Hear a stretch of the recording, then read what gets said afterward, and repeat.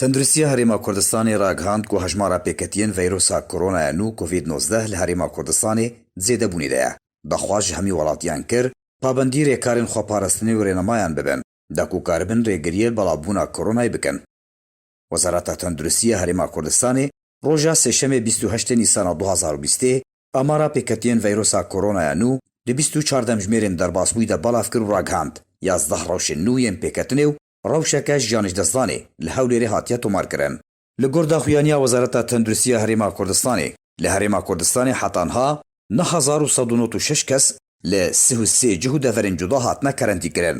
پشتی کەرەنتیکردنا 165 وڵاتی di 24 ژمێرên بوریدا جوان 1602 کەس di کەرەنتیە دەمانە.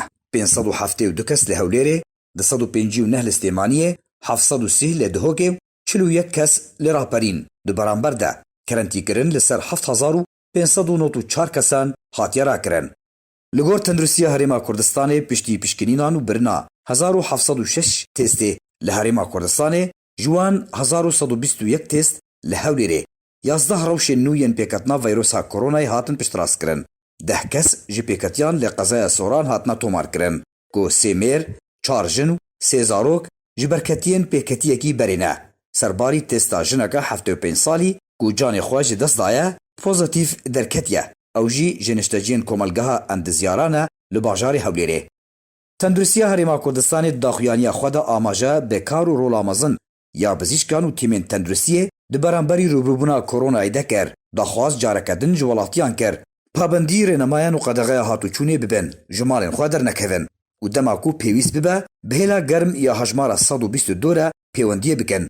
Li gor amara Wezareta Tenduristiya Herêma Kurdistanê hetanha li Herêma Kurdistanê 366 kes veyrosa koronayê ketine.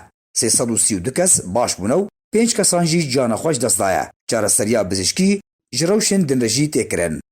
Roja yekşema bûrî êvarê 26 Nîsanê yekem rewşa pêketinê veyrosa koronayê di nav penaberên Rojavayê Kurdistanê de li Herêma Kurdistanê hata tomarkirin ku yek ji nişteciyên kampa Dareşikranê ya ser bi Hewlêrê ve ye û li ser karê xwe li Hewlêrê jê karkerekî din bi vayrosê ket. Di wî karî de penaberekî din ji nişteciyê kampa Qoştepe jî hebû tevlî ku encamên testên wî û malbata wî negatif derketin. Herwiha malbata penaberê nişteciyê Dareşikranê jî heman encam derket. Her du kampên Qoştepe û Dareşikran ji 27 meha Nîsanê de wekû rêkareke xweparastinê ji bo selametiya penaberan tenduristiya wan hatine kerentîkirin.